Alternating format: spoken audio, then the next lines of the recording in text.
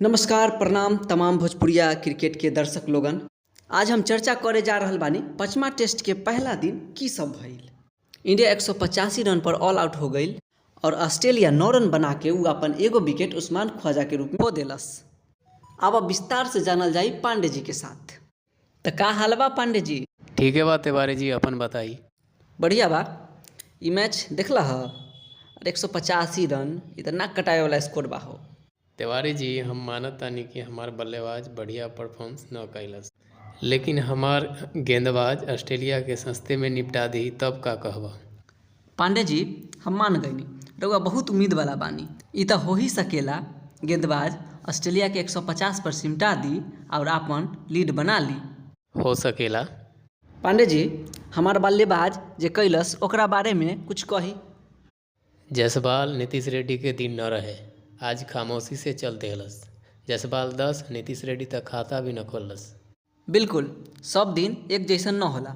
आज के मैच में भी विराट न चलस, मात्र 17 रन बना के पवेलियन लौट गए और हमार रोहित भाई के जगह पे गिल के जे शामिल कहल रहल वो भी कुछ खास प्रदर्शन न कैले, मात्र 20 रन ही बना पौलस।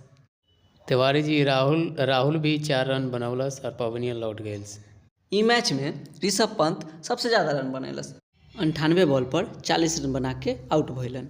तिवारी जी, बुमराह के दाद देहल चाहब, 10 नंबर पर आकर 22 रन बनौलस, जबकि प्रॉपर गेंदबाज है।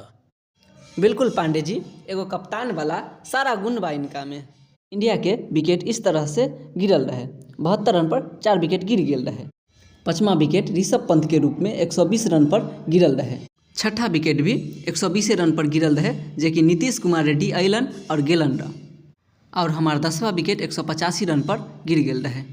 ऑस्ट्रेलिया के तरफ से गेंदबाजी में बोलैंड सबसे ज़्यादा 4 विकेट लेहलन।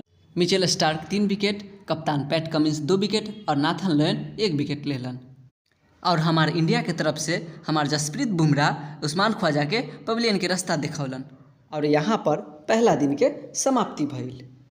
कमेंट में जरूर अपन राय बताई कि काल्हे हमार गेंदबाज ऑस्ट्रेलिया के हालत पस्त करी कि न, आ चैनल के सब्सक्राइब करके अपन सपोर्ट दिखाई। क्रिकेट के हर अपडेट आ चर्चा खातिर यही जगह पर मिलते रही। धन्यवाद।